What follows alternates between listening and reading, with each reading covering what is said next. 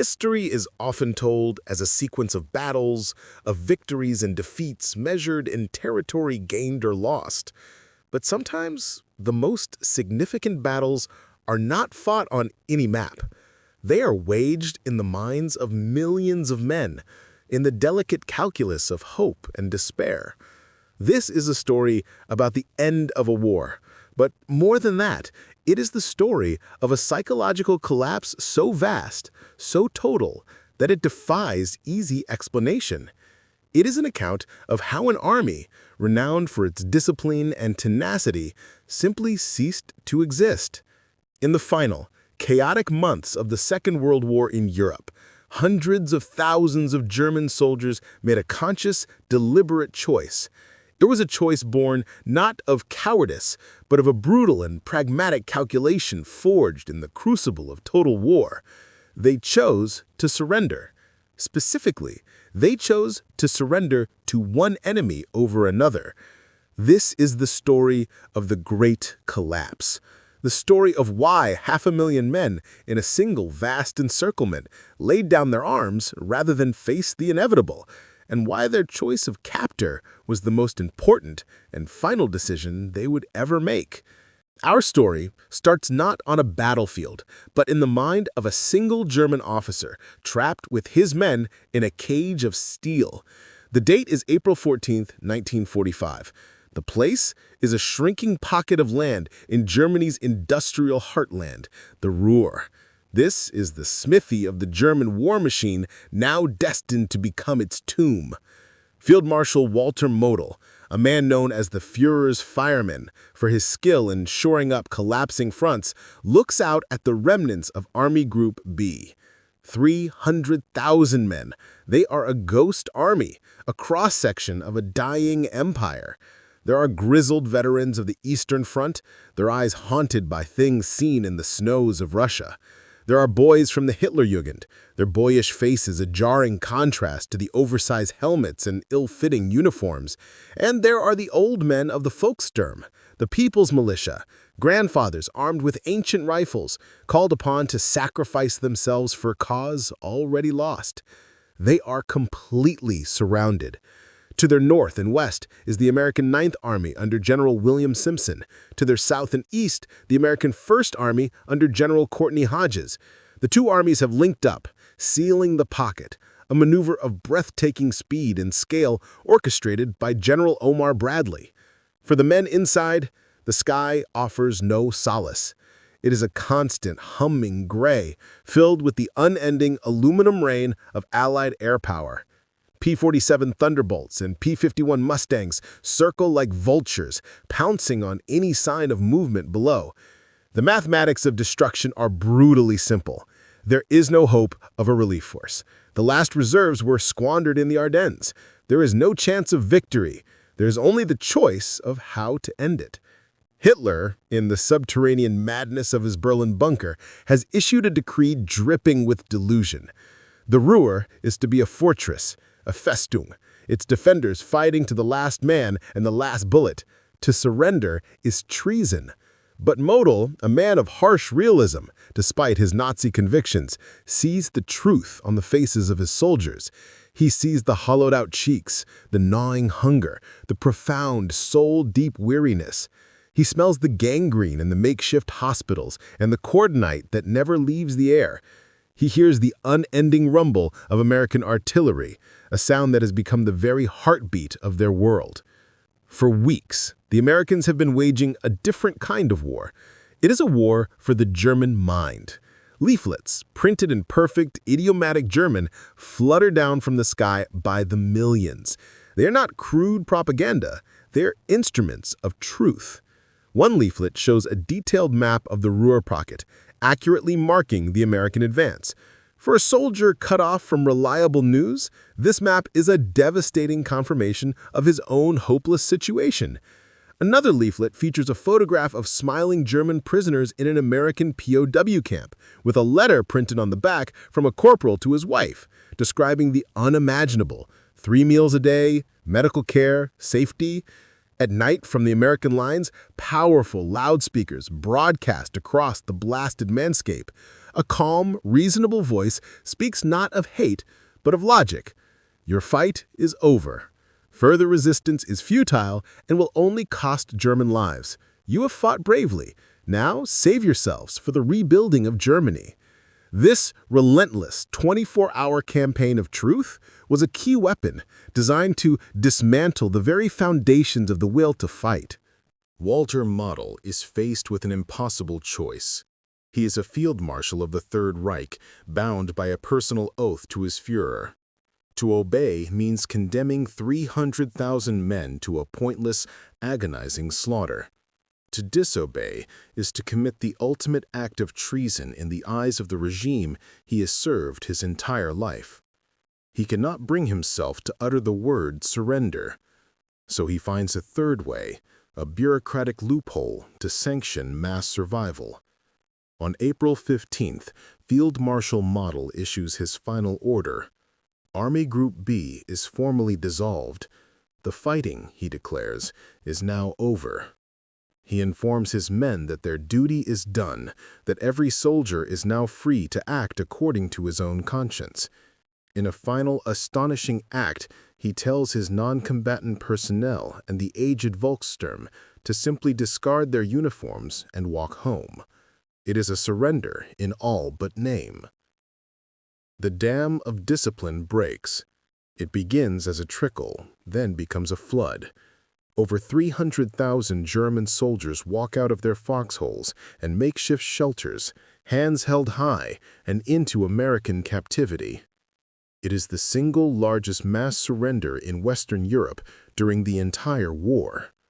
Walter Model, the man who opened the floodgates, walks into a forest a few days later, dismisses his aides, and takes his own life with a single pistol shot.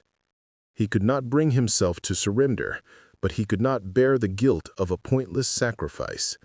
His suicide is the final, stark punctuation mark on the psychological breaking point that had been reached. The collapse in the Ruhr was not an isolated event. It was the eruption of a volcano of despair that had been building pressure for months. To understand why, we must go back to the grim autumn of 1944, when the seeds of this collapse were sown in the mud and blood of the frontier. By late 1944, the Wehrmacht in the West was an army running on fumes. The Allied breakout from Normandy had been a sledgehammer blow, and the subsequent race across France had not just defeated German divisions, it had vaporized them. The problem was one of simple, brutal arithmetic. The German replacement system had been hollowed out by years of war. For every seasoned veteran killed or captured, the replacement was often a teenager or a man previously deemed unfit for service. For every Panzer IV or Panther tank knocked out, the factories, now under a relentless rain of bombs, struggled to produce another. The lifeblood of a mechanized army, fuel, was becoming catastrophically scarce as Allied bombers systematically obliterated the synthetic oil plants and the Romanian fields at Ploiești. The Allied war machine, by contrast, was an avalanche of steel. The industrial might of the United States had hit its stride, producing ships, planes, tanks, and trucks at a rate that defied comprehension. This overwhelming material superiority had a profound, grinding psychological effect. A German lancer, a common infantryman, huddled in a foxhole, didn't need to read a staff report to understand the strategic situation. He could see it in the sky. He could hear it in the endless supply trains rumbling behind the American lines. Field Marshal Erwin Rommel, before his death, complained bitterly of this reality. He wrote, "The enemy's air superiority has a very grave effect on our movements. There's simply no answer to it."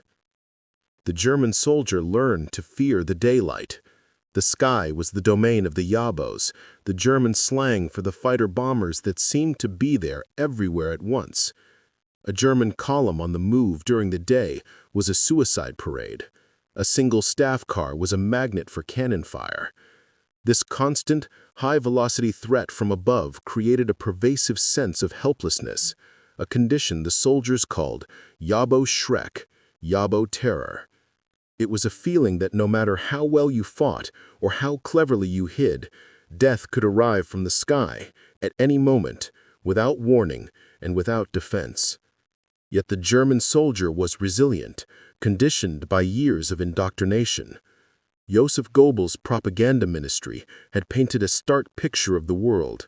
He was a cultural hero, defending European civilization from the godless Bolshevik hordes in the East and the decadent Jewish-led capitalists in the West. He was told to hold on, that wonder weapons, Wunderwaffen, were coming that would snatch victory from the jaws of defeat. For a time, it seemed plausible. The V-1 flying bombs and V-2 rockets that began to terrorize London in the summer of 1944, and the introduction of the Messerschmitt Mag-262, the world's first operational jet fighter, were tangible proof of German technological genius. It created a flicker of hope in the darkness. Then, the Allied advance stalled. The failure of Operation Market Garden and the savage meat-grinding attritional warfare in the Hürtgen forest showed that the German army, even in retreat and on the defensive, was a dangerous and tenacious foe. As winter locked its icy grip on Europe, Hitler prepared one last desperate gamble. The Battle of the Bulge was designed to be a psychological masterstroke, a sudden, powerful offensive through the thinly held Ardennes sector, intended to split the Allied armies, recapture the vital port of Antwerp, and force the Western Allies, whom Hitler believed to be a fragile coalition, to sue for a separate peace. Initially, it was a stunning success. The surprise was total. But the offensive's ultimate failure exposed the deep systemic rot within the German war machine. The elite panzer divisions, the tip of the spear, literally ran out of fuel, sometimes within sight of their objectives. The Luftwaffe, in a final suicidal effort called Operation Bodenplatte, managed to destroy hundreds of Allied planes on the ground on New Year's Day 1945, but in doing so, lost so many of its own irreplaceable veteran pilots that it was effectively wiped out as a credible fighting force. The failure in the Ardennes was the final nail in the coffin of German morale in the West. The wonder weapons hadn't turned the tide. The final great attack had failed. The flicker of hope was extinguished, leaving only the grim certainty of defeat. The real revelation, however, came from an unexpected source, the common American GI. Nazi propaganda had for years portrayed Americans as soft, undisciplined, racially mixed gangsters, incapable of serious fighting. But at places like Bastogne, where the 101st Airborne famously replied, "nuts," to a surrender demand, and along the Elsenborn Ridge, where small units of American infantry and engineers fought off entire SS Panzer divisions, the Wehrmacht encountered a tenacity they had not expected. They held on. They didn't break. This raw courage shattered a core tenet of Nazi propaganda and forced many German soldiers to reevaluate the enemy they were facing. And as the Allies pushed into Germany itself in early 1945, another, far more primal factor came into play, one that would accelerate the Great Collapse to terrifying speed: an existential fear of the East. The war on the Eastern Front was a Vernichtungskrieg, a war of annihilation. It had been from the very first day of Operation Barbarossa. Both sides had committed unspeakable atrocities on a scale that beggars belief.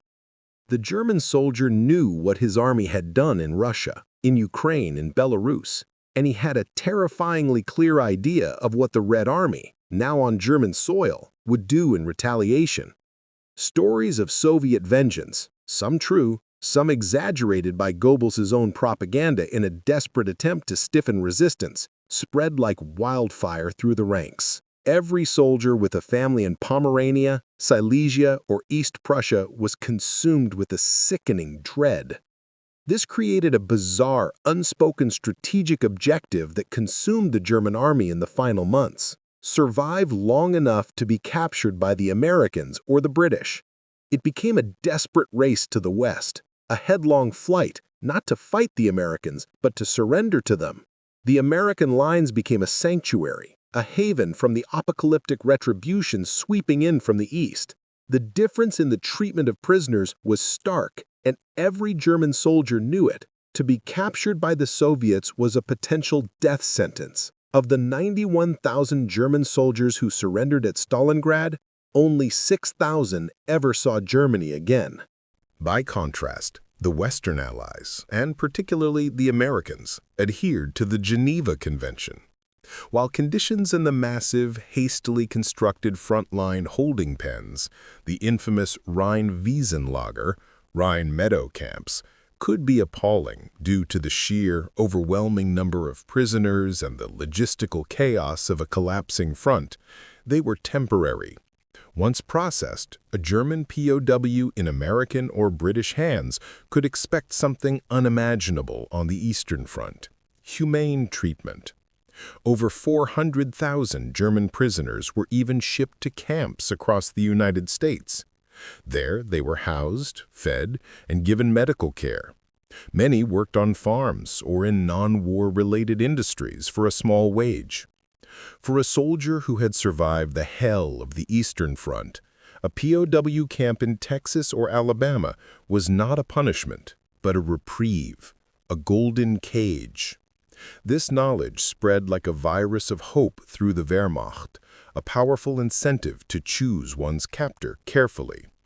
While the armies were breaking at the front, the will of the nation was crumbling from within. The Allied strategic bombing campaign had a psychological impact that is hard to overstate. For years, Germans in cities like Hamburg, Dresden, and Berlin had lived a troglodytic foxhole existence, huddling in cellars and shelters as their world was turned to rubble above them. A soldier at the front would receive a letter from home, not filled with patriotic fervor, but with desperate accounts of bombed-out houses, sleepless nights, and the daily struggle to find food. This constant, gnawing anxiety for their family's safety eroded morale far more effectively than any enemy bullet. Crucially, the anger was often directed not at the bombers, but at the Nazi regime for its broken promises to protect them. As the Allies crossed the Rhine in March 1945, the final psychological barrier was breached. The Rhine was Germany's ancient, mythic line of defense. The astonishingly lucky capture of the Ludendorff Bridge at Remagen on March 7th was a devastating blow. It was a sign from Providence, many felt, that the war was well and truly lost. In a desperate final act, the Nazi Party had created the Volkssturm. The reality was a tragic farce. Boys and old men were issued outdated rifles, single-shot anti-tank weapons, and told to face down Sherman tanks and veteran American infantry. Instead of boosting morale, the sight of these pathetic, cobbled-together units often served as the final visual confirmation of Germany's utter desperation.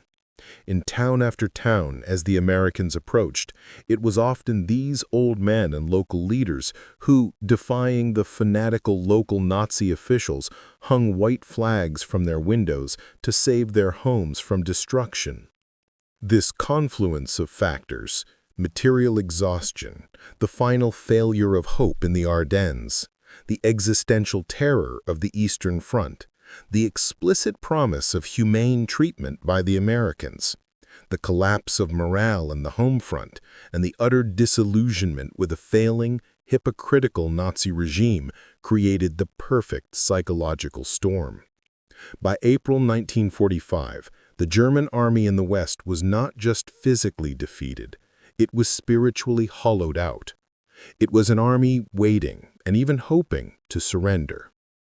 The scene in the Ruhr in mid-April 1945 provides the answer to our question in its most dramatic form. It wasn't one single reason for the collapse, but a total systems failure. The military, ideological, and industrial machine of the Third Reich had finally and completely seized up. After Field Marshal Model's order dissolved Army Group B, the surrender began. Company commanders, battalion commanders, and division commanders began making contact with their American counterparts. Entire units marched into captivity, often in good order, having stacked their weapons neatly as instructed. The Americans were stunned by the sheer scale of it all. They had planned for a difficult, costly battle to reduce the pocket. Instead, they became administrators of a surrender of historic proportions. The numbers are staggering and bear repeating. In the Ruhr pocket alone, over 317,000 German soldiers were taken prisoner by the Americans. During the entire month of April 1945 on the Western Front, an estimated 1.5 million German soldiers surrendered to the Allies. The contrast with the East is the final, overwhelming piece of evidence. In the concurrent Battle of Hallbay near Berlin, the German Ninth Army fought desperately through multiple Soviet encirclements, taking horrific casualties for the sole purpose of breaking out to the west to reach the Elbe River and surrender to the Ninth U.S. Army. They fought to the death not for victory, but for a chance at a specific, more merciful captivity. The legacy of this great collapse is written in the demographics and politics of post-war Germany. The vast majority of the millions of German soldiers who surrendered to the Americans and the British returned home by 1947 or 1948 to begin rebuilding their lives and their country. Of those taken by the Soviets, hundreds of thousands never returned, perishing in labor camps years after the war had officially ended. The desperate choice made by individual soldiers in the spring of 1945 had ramifications for generations. This mass surrender to the West fundamentally shaped the post-war world. It ensured that at the moment of Germany's final defeat, the bulk of its surviving population and military personnel were in the Anglo-American sphere of influence, not the Soviet one. This had a profound impact on the political and economic rebuilding of West Germany, anchoring it to the Western democracies and setting the stage for the coming Cold War. A soldier's war is a landscape of impossible choices. But in the spring of 1945, for hundreds of thousands of German soldiers, the choice became brutally, terrifyingly clear. It was a choice between a war of annihilation and a war of rules, between vengeance and the Geneva Convention, between a near-certain death in the East and the possibility of life and a future in the West. The Great Collapse was not merely a military defeat, it was the unraveling of a worldview. It was the moment when the thunderous promises of propaganda were silenced by the roar of American fighter planes, when the myth of the master race dissolved in the face of overwhelming material and moral force. It was the final, silent mass admission that the war was lost, and all that was left to fight for was a better kind of captivity.